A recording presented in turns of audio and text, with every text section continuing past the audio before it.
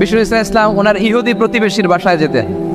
এক ইহুদি কিশোর বিষ্ণু ইসলামের খেদমত করতে, ইহুদি ছেলে আমার নবীর খেদমত করতো, তারা ছিল নবীর প্রতিবেশী। তো অনেক দিন হয় ইহুদি ছেলেটা আসে না। বিশ্বনবী খোঁজ দিলেন ঘটনা কি, একটা ইহুদি ছেলে না আমার খেদমতে আসতো, ছেলেটা কই? খোঁজ নিয়ে জানলেন ছেলেটা অসুস্থ। বিষ্ণু ইসলাম ওই ইহুদির বাড়িতে চলে গেলেন ওই ছেলেটাকে দেখা করার জন্য, ভিজিট করার জন্য। সুবহানাল্লাহ পড়বেন না? গেলেন, যে দেখে ইহুদি ছেলেটা মুমূর্ষ, জান যায় ভাব, বিছানায় পড়ে আছে, তার বাবা দাঁড়ানো। বিশ্বনবী তার মাথার পাশে বসলেন, মাথায় হাত বুলিয়ে দিলেন, আর ছেলেটাকে বললেন আসলিম, হে ইহুদি ছেলে আসলিম, ইসলাম ধর্ম গ্রহণ করো। তো ছোট্ট ছেলে ভাবে আমরা ইহুদি, এখন ইসলাম ধর্ম গ্রহণ করলে আব্বা যদি বকা দেয়, ফানাযারা ইলা ওয়াজহি আবি, ছেলেটা তার বাবার চেহারার দিকে তাকালো, দেখি আব্বা কি কয়। আব্বা যদি বলে তাইলে ইসলাম ধর্ম গ্রহণ করবো। ইহুদি ছেলেটা তার বাবার দিকে যখন তাকালো, ওর বাবা বলে আতিয়া আবুল কাসিম, আবুল কাসিম যা বলে তাই করো। আবুল কাসিম হচ্ছে বিষ্ণু ইসলামের একটা কুনিয়াত, উপনাম। আমার রাসূলের বড় ছেলের নাম ছিল কাসেম। যেমন দেখবেন আমাদের এলাকায় কারো বড় ছেলের নাম যদি হয় আব্দুল্লাহ, এরা আব্দুল্লাহর বাপ বলে ডাকে। কারো বড় মেয়ের নাম যদি হয় ফাতেমা, এরা কি ডাকে? ফাতেমার বাপ বলে না? তো বিষ্ণু ইসলামের বড় ছেলের নাম ছিল কাসেম। ইহুদি বাবা বলল আতিয়া আবুল কাসেম, আবুল কাসেম যা বলে তাই শোনো, মানে মোহাম্মদ যা বলে তাই শোনো। এই কথা শুনে ছেলে সাহস পাইছে, ছেলে আবার পড়তে আরম্ভ করলো আশহাদু আল্লাহ ইলাহা ইল্লাল্লাহ ওয়া আশহাদু আন্না মুহাম্মাদার রাসূলুল্লাহ, পড়েন আল্লাহু আকবার। বিশ্বনবীর আহ্বান শুনে ওই আহ্বানে সাড়া দিয়ে ইহুদি ছেলে শাহাদা পড়ে মুসলমান হয়ে গেল। তার হৃদয়টার ঈমানের নূর দিয়ে আলোকিত করে দিল কে? প্রিয় ভাইরা, এবার রাসূল সাল্লাল্লাহু আলাইহি ওয়াসাল্লাম বের হয়ে আসলেন ঘর থেকে, আর বললেন আলহামদুলিল্লাহিল্লাযী আনকাযাহু মিনান নার, প্রশংসা সে আল্লাহর যে আল্লাহ জাহান্নামে চলে যাচ্ছিল প্রায় এমন একটা লোককে মুহূর্তের মধ্যে কালেমায়ে শাহাদাতের বদৌলতে জান্নাতি বানায় দিলেন। আওয়াজ করে পড়েন সুবহানাল্লাহ। এই হাদিস থেকে আমরা কি শিখলাম? What is the moral of the story? এক নম্বর স্টোরি হলো, প্রতিবেশী ইহুদি হোক হিন্দু হোক, যাবেন, সুসম্পর্ক রাখবেন, উপহার দিবেন, বিপদে পাশে দাঁড়াবেন, তাইলেই তো আপনাদের প্রতি, মুসলমানদের প্রতি তারা আকৃষ্ট হবে, ঠিক কিনা বলেন? আপনি যদি হিন্দুদের সাথে বৌদ্ধদের সাথে নাই মিশেন, নাস্তিকের কাছে নাই যান, তো ইসলামের সৌন্দর্যটা ওরা বুঝবে কেমনে? আমার অনেক হিন্দু পরিচিত ভাই আছে, ওরা আমাদের ইফতারির প্রোগ্রামে এসে একসাথে ইফতারি করে। অনেক মদখোর আমার সাথে বসে একসাথে ডিনার করে, হাফ প্যান্ট পরা, গলায় স্বর্ণের চেইন, হাতে স্বর্ণের ব্রেসলেট, আইসা আমার সাথে ডিনার করছে, আছে এরকম। গাঁজাখোর, আমি বলি আসো, ওয়েলকাম টু মাই ডিনার, আসো বসো। বসলেই তো আমি ওর ডিএনএ, চিন্তার ডিএনএ চেঞ্জ করে দেওয়ার সুযোগ পাবো। চিল্লায় বলো ঠিক কি না? আসতে হবে আমার কাছে।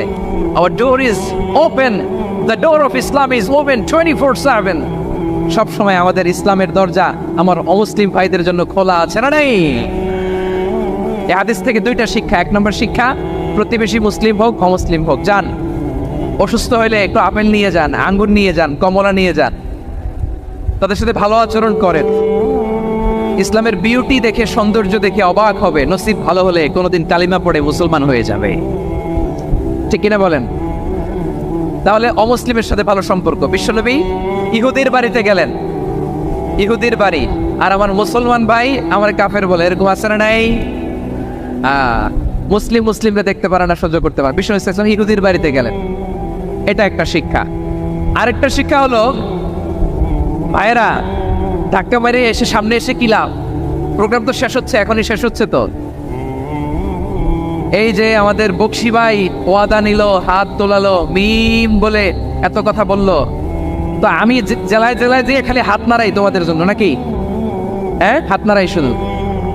এই ধাক্কাইতে ধাক্কাইতে এদিকে এসে হাত নাড়াইতেছে, হয়েছে তো, দেখলাম তো, ঠিক আছে, মাশাআল্লাহ, অনেক সুশৃঙ্খল, অন্যান্য যে কোনো জেলার জন্য সুশৃঙ্খল। আমার দিকে তাকাও, আমার দিকে তাকাও, ঠিক আছে। এই যে দাঁড়িয়ে আছে, একটা ছেলে নড়ে না, দেখছেন? মাশাআল্লাহ মাশাআল্লাহ মাশাআল্লাহ। হ্যাঁ, এইভাবেই। আর কয়েকটা মজাদার কথা আছে, শোনো। এই হাদিস থেকে আমাদের শিক্ষা হলো, আমার প্রতিবেশী যেই ধর্মের হোক আমি সম্পর্ক রাখবো। অসুস্থ হলে যাব, কি বলেন ভাইরা? যাবেন না? যাবেন না আপনারা? আচ্ছা, 2 নম্বর শিক্ষা হলো, বিষ্ণু ইসলামের খাদেম ছিল ইহুদি, এতদিন খেদমত করলো, একদিনও বিশ্বনবী ওরা কালিমার দাওয়াত দেয় নাই। কারণ কি? বিশ্বনবী একটা ভালো সময়ের অপেক্ষা করতেছিলেন, প্রপার টাইমিং। দায়ীর কাজ হচ্ছে দায়ী ইলাল্লাহ, সে হচ্ছে সুযোগ সন্ধানী। দায়ী সুযোগ খোঁজে, কখন দাওয়া দিলে ব্যাটে বলে হবে, ঝোপ বোঝে কোপ মারে, ঠিক কিনা বলেন? বিষ্ণু ইসলাম ভালো সময়ের অপেক্ষা করতেছিলেন, দেখি ভালো সময় আসুক আসুক আসুক আসুক। আস্তে আস্তে এমন সময় আসছে, ছেলে এবার মুমূর্ষ, অসুস্থ ব্যক্তির হৃদয় অত্যন্ত নরম থাকে। হসপিটালে যখন কেউ যায় তার হৃদয়টা বড্ড নরম থাকে, মৃত্যুর ভয়ে তার অন্তরটা নরম থাকে, ঠিক কিনা বলেন? এই প্রপার টাইমিং এর অপেক্ষা করতেছিলেন। যখনই টাইমিং পেয়েছেন দাওয়াত দিলেন, পড়ো লা ইলাহা ইল্লাল্লাহ, সুবহানাল্লাহ পড়েন সবাই। তাহলে ইসলাম অমুসলিম প্রতিবেশীর সাথে ভালো আচরণ করতে বলেন। ইসলাম অমুসলিম মাতা পিতার সাথেও ভালো আচরণ করতে হবে। মাতা পিতা যদি অমুসলিম হয় তারা ফেলে দিতে পারবেন?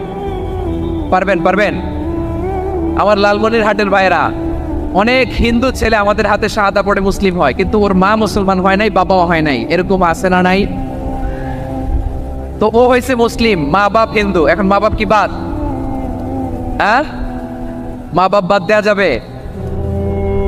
যেই মা আপনার 9 মাস 8 মাস পেটে ধারণ করলো, আপনার মায়ের নার ছেঁড়া তখন আপনি ওই মারে বাদ দিতে পারবেন? যে মায়ের বুকের তাজা দুধ খেয়ে আপনি আজকে বাড়ন্ত তাজা তরতাজা, ওই মারে বাদ দেওয়া যাবে? মায়ের এক ধারে দুধের দাম, কাটিয়া গায়ের চাম, পাপোশ বানাইলে ঋণের শোধ হবে না, এমন দরদি ভাবে কেউ হবে না আমার মাহা গো। মায়ের এক ধারে দুধের দাম, কাটিয়া গায়ের চাম, পাপোশ বানাইলে ঋণের শোধ হবে না, এমন দরদি ভাবে কেউ হবে না আমার মাহা। ঠিক কিনা? মাকে তো বাদ দেওয়া যায় না। وقضى ربك ألا تعبدوا إلا إياه وبالوالدين إحسانا। আল্লাহ বলে অবধারিত 2টা ভার্ডিক্ট তোমাদের জন্য, এক আল্লাহর ইবাদত করবা আর মা বাবার প্রতি ইহসান করবা। আদেশটা কার? মা বাবার প্রতি ইহসান করতে হবে। আমার মা হিন্দু হোক ভালো আচরণ করতে হবে, বৌদ্ধ হোক ভালো আচরণ করতে হবে। আমার যে সমস্ত হিন্দু ভাইয়েরা মুসলিম হয়েছ, তোমাদের মা বাবা এখনো মুসলমান হয় নাই, তাদের সাথে ভালো আচরণ করতে হবে। আপনাদের খেদমত নিজে করতে হবে অথবা খেদমতের ব্যবস্থা করাই দিতে হবে। মান্থলি যে খরচ লাগে এটা দিতে হবে। আরে তুমি এখন মুসলিম, তোমার মা বাবা হিন্দু, এখনই তো সুযোগ ইসলামের সৌন্দর্য দেখানো। এখন মা বাবা যদি দেখে আরে এটা হিন্দু থাকতে তো বদমাইশ ছিল, বেয়াদব ছিল, কি এমন ধর্ম সে গ্রহণ করলো যেটা গ্রহণের সাথে সাথে সে পাল্টে গেল? কি এমন ধর্ম সে গ্রহণ করেছে যেটা তার জীবনকে আলোকিত করে দিয়েছে? নসিব ভালো হইলে তারাও কালিমা পড়ে মুসলমান হয়ে যাবে। বিষ্ণু ইসলামের স্ত্রীর নাম ছিল আয়েশা রাদিয়াল্লাহু তাআলা আনহা, আবু বকর রাদিয়াল্লাহু তাআলা আনহুর মেয়ে। আবু বকর রাদিয়াল্লাহু তাআলা আনহুর আরেক মেয়ের নাম হচ্ছে আসমা। কি না? দুজনই আবু বকর রাদিয়াল্লাহু তাআলা আনহুর মেয়ে, আসমা আর আয়েশা। নাম দুটো কেমন লাগে? আসমা নামটা কেমন লাগে? আয়েশা নামটা কেমন লাগে? সবার ভালো লাগে নাই? নাম দুটো আপনাদের ভালো লাগে? লালমনিরহাটে অনাগত যদি কন্যা সন্তান হয়, যদি মনে চায় আসমা রেখে দিতে পারবেন, যদি মনে চায় আয়েশা রেখে দিয়েন। দেশে বিদেশে এয়ারপোর্টে রাস্তাঘাটে শুধু বলে হুজুর একটা নাম দেন, আমার ছেলের একটা নাম দেন, মেয়ের একটা নাম দেন। তেমন মনে আছে যশোরের 8 দিনের মাহফিলে আমি 1-2টা নাম দিয়েছিলাম। আজকে লালমনিরহাটের এই প্রোগ্রামে কন্যা সন্তান যদি হয় 2টা নাম দিলাম, আসমা কিংবা আয়েশা। ইনশাআল্লাহ পড়েন। দুজন বোন, এক মায়ের নাম, বাবা এক মা 2জন। আয়েশা রাদিয়াল্লাহু তাআলা আনহার মায়ের নাম উম্মে রুমান, আর আসমা রাদিয়াল্লাহু তাআলা আনহার মায়ের নাম কুতাইলা বিনতে আব্দুল উজ্জা। আবু বকর রাদিয়াল্লাহু তাআলা আনহু 4টা বিয়ে করেছিলেন।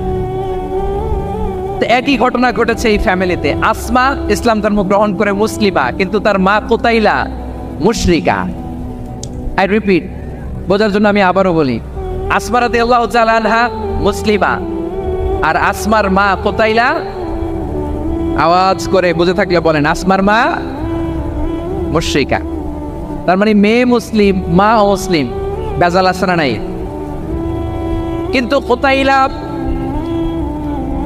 আর ধৈর্য ধারণ করতে পারে না। নার ছেড়া ধন, কলিজার টুকরা ধন, কলিজার টুকরা সন্তান আসমারে দেখতে বড্ড মন চায়। সাইয়েদনা আসমা রাদিয়াল্লাহু তাআলা আনহা মক্কা থেকে হিজরত করে মদিনায় চলে গেলেন।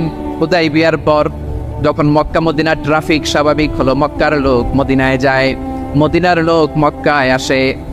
কোচাইলা কলিজার টুকরা সন্তান আসমারে দেখার জন্য কিছু উপহার নিয়ে বিশাল মরুপথ পাড়ি দিয়ে মক্কা থেকে মদিনায় যায়। সুবহানাল্লাহ বলেন। এখন মা আসছে মেয়ের সাথে দেখা করতে, মেয়ে তো আর দেখা দেয় না।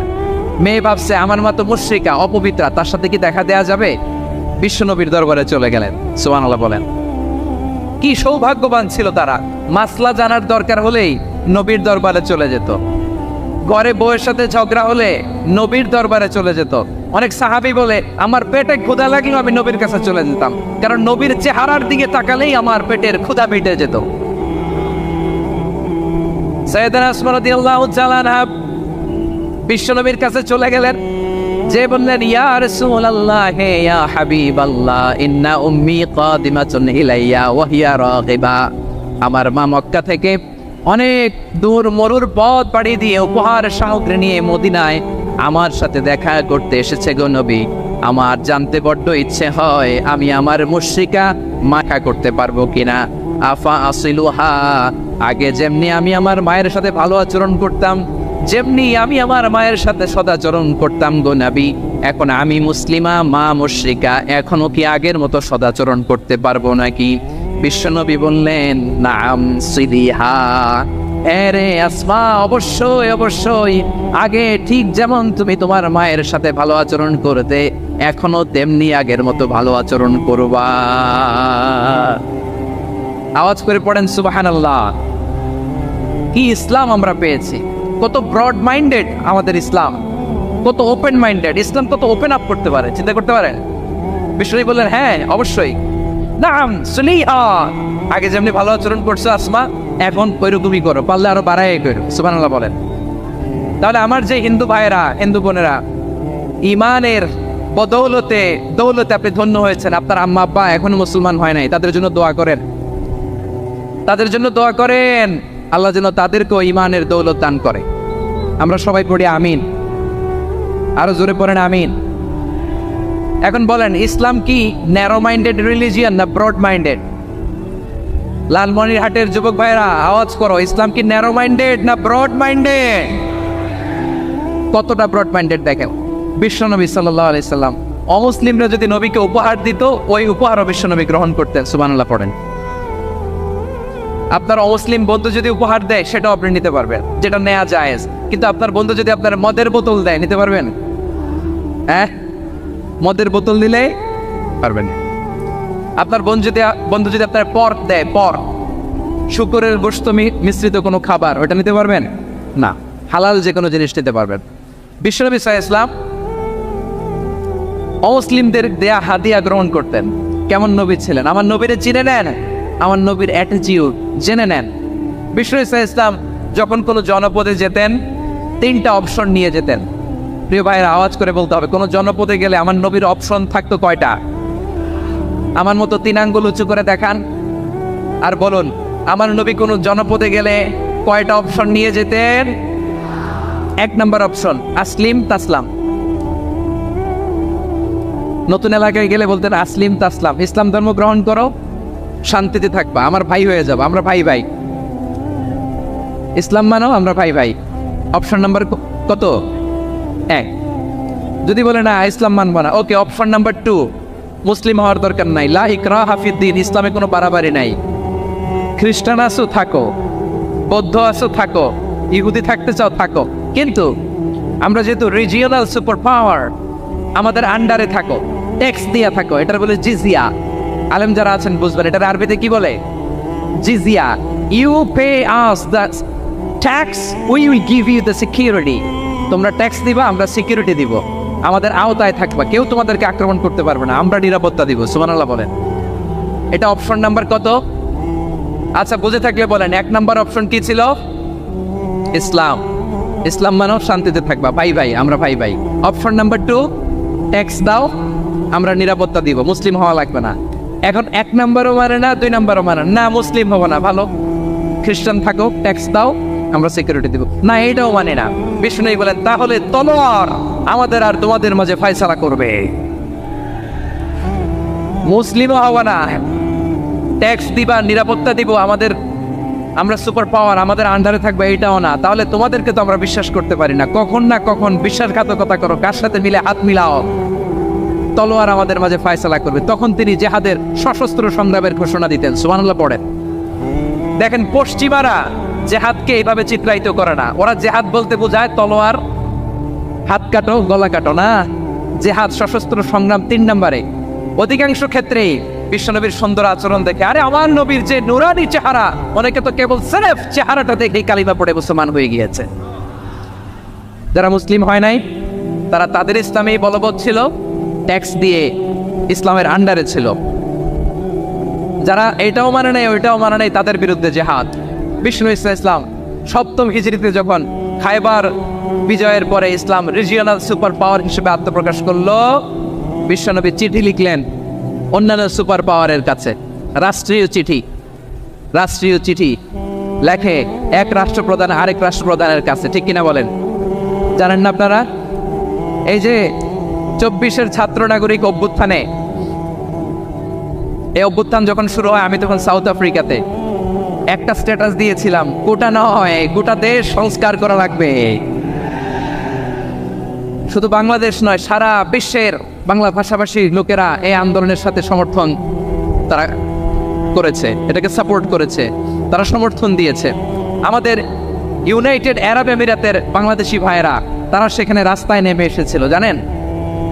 ওইখানে ডেমনস্ট্রেশন করা যায় না, সেখানকার সরকার তাদেরকে যাবজ্জীবন দিয়েছিল। তখন আমাদের এই যে প্রধান উপদেষ্টা ডক্টর মোহাম্মদ ইউনূস সরাসরি G2G বলে, এটারে G2G, government to government, G2G, উনি চিঠি লিখলেন যে তাদেরকে, ইউর হাইনেস, এ সম্মানিত আমির, আপনি আমার এই চিঠির কারণে আমার সম্মানে এই 53 জন বাংলাদেশিকে মাফ করে দেন। এই চিঠির বদৌলতে বেকসুর খালাস পেয়ে গিয়েছিল আমাদের ভাইরা। জানেন না এই ঘটনা আপনারা? তাহলে গভর্নমেন্ট টু গভর্নমেন্ট চিঠি দেওয়া হয়। 7ম হিজরিতে বিষ্ণু ইসলাম সব সুপার পাওয়ারের কাছে চিঠি দিলেন, রোমান সম্রাটের কাছে, পারস্য অধিপতির কাছে, মিশরের অধিপতির কাছে, সবার কাছে চিঠি লিখলেন। চিঠির ভাষা ছিল এরকম, মিন মুহাম্মাদিন রাসূলিল্লাহ ইলা মুকাওকিস আযীমিল কিবত, মুহাম্মদ রাসূলুল্লাহর পক্ষ থেকে মিশরের বাদশার কাছে, আসলিম তাসলাম, ইসলাম মানো শান্তিতে থাকবা, সালামুন আলা মান ইত্তাবাআল হুদা, শান্তি তার জন্য যে হেদায়েতের অনুসরণ করে। সুবহানাল্লাহ পড়েন। তো এই চিঠি অনেকে ভালোভাবে রিসিভ করেছে, অনেকে এই চিঠি পাওয়ার পরে নবীর কাছে আবার ইন রিটার্ন উপহার পাঠিয়েছে। কি পাঠিয়েছে? উপহার। মিশরের বাদশা মুকাওকিস তিনি বিশ্বনবীকে বিশাল এক উপহারের ডালি পাঠিয়েছেন। মিশরের বাদশা মুকাওকিস ছিলেন ধর্মে খ্রিস্টান। লালমনিরহাটের ভাইয়েরা আওয়াজ করে বলেন, মিশরের বাদশা ধর্মে কি ছিল? খ্রিস্টান। কি উপহার দিয়েছিল আমার নবীকে? শুনতে মনে চায়? আওয়াজ নাই লালমনিরহাটের গলায়, শুনতে মনে চায়? 1000 স্বর্ণমুদ্রা, 1000 স্বর্ণমুদ্রা। 2টা খ্রিস্টান দাসী, একজনের নাম মারিয়া বিনতে শামউন আল কিবতিয়া, আরেকজনের নাম সিরিন বিনতে শামউন আল কিবতিয়া। একজন খ্রিস্টান দাস 20 থান কাপড় জামা বানানোর জন্য, আমরা নবী যেন সেলাই করে জামা বানাতে পারে, এজন্য 20 থান কাপড়, 20 থান ফাইন গার্মেন্ট। সুবহানাল্লাহ পড়বেন না? এরপরে একটা গাধা, যেটার নাম ছিল উফাইর, আর একটা খচ্চর, এটার নাম ছিল দুলদুল। খচ্চর চিনেন? গাধা আর ঘোড়ার ক্রসিং এ যে প্রাণীটা দুনিয়াতে আসে ওটার খচ্চর বলে। তো এই যে সুপার পাওয়ার খ্রিস্টান বাদশার কাছে নবী চিঠি লিখলেন, ওই খ্রিস্টান বাদশা আমার নবীকে উপহার দিল। বিশ্বনবী এই উপহারগুলো সানন্দে গ্রহণ করেছে। সুবহানাল্লাহ পড়বেন না? তাহলে অমুসলিম কেউ যদি আপনাকে উপহার দেয়, হালাল উপহার হলে আপনি গ্রহণ করতে পারবেন। অনুরূপভাবে পারস্যের বাদশা, রোম সম্রাট, বিশ্বনবীকে উপহার পাঠিয়েছেন, আমার নবী সবগুলো উপহার গিফট গ্রহণ করেছেন। সুবহানাল্লাহ বলেন। তাহলে প্রিয় লালমনিরহাট, আওয়াজ করে বলুন, ইসলাম কি ন্যারো মাইন্ডেড রিলিজিয়ন না ব্রড মাইন্ডেড? আম্মাজান আয়েশার কাছে মাসালা জানতে চায় মেয়েরা, হে আম্মাজান, অগ্নি উপাসকেরা তাদের ঈদের দিন নওরোজের সময় আমাদেরকে পাখি দেয়, নেওয়া যাবে? উনি বললেন, ওরা জবাই করে দিলে নেওয়া যাবে না, কিন্তু ওরা যদি ফলমূল এরকম খাবার দেয় এগুলো নেওয়া যাবে। তার মানে অমুসলিমদের দেয়া উপহার এটা গ্রহণ করা যায়। সুবহানাল্লাহ বলেন। শুধু তাই নয়, বিশ্বনবী সাল্লাল্লাহু আলাইহি ওয়াসাল্লাম অমুসলিমদের সাথে আর্থিক লেনদেনও করেছেন, ফিনান্সিয়াল ডিলিং করেছেন। অমুসলিমদের সাথে প্রয়োজনে আপনি ফিনান্সিয়াল ডিলিং করতে পারবেন। আমরা প্রায় দেখি বাজারের মিষ্টির দোকানগুলো আমার হিন্দু ভাইদের। লালমনিরহাটে মিষ্টির দোকান, দইয়ের দোকান কারা চালায়? হিন্দুরা চালায় না। তারপরে যে বারবার সব চুল কাটে যে নাপিত, অধিকাংশ নাপিতের দোকানে কারা? আমার হিন্দু ভাইরা। তা আপনি চুল কাটতে পারবেন কিনা? পারবেন কিনা বলেন? পারবেন। তার দোকান থেকে দই মিষ্টি কিনতে পারবেন কিনা? হ্যাঁ, আমার মুসলিম ভাইয়ের দোকান থাকলে ওইটার আমি বেশি প্রায়োরিটি দিব, ঠিক কিনা? কিন্তু যদি তাদের সার্ভিস নিতে চান, প্রোডাক্ট নিতে চান, পারবেন। তার দলিল সহিহ বুখারী, আম্মা জান আয়েশা রাদিয়াল্লাহু তাআলা আনহা বলেন, ইশতারা রাসূলুল্লাহ সাল্লাল্লাহু আলাইহি ওয়াসাল্লাম মিন ইয়াহুদিন তুআমান ওয়া রাহানাহু দিরআহু মিন হাদিদ। রাসূল সাল্লাল্লাহু আলাইহি ওয়াসাল্লাম এক ইহুদির কাছ থেকে, কার কাছ থেকে? সবাই বলে নাই কার কাছ থেকে? আমার নবী, পেয়ারা নবী এক ইহুদির কাছ থেকে জব কিনেছিল, জব, বার্লি, যেটা দিয়ে রুটি বানায়। ওই জবের দাম দেওয়ার টাকা পয়সা নবীর কাছে ছিল না, ফলে নবী ওনার একটা পোশাককে মর্গেজ রেখেছিলেন, মর্গেজ, বন্ধক, যে এখন এটার দাম দিতে পারবো না, কয়েক কেজি বার্লি নিয়ে যাই আর বন্ধক হিসেবে আমার জামাটা রেখে গেলাম, যেদিন দাম দিব ওই দিন জামাটা ছুটায় নিয়ে যাও। সুবহানাল্লাহ পড়বেন না? বাকিতে নিছিলেন, বাকিতে।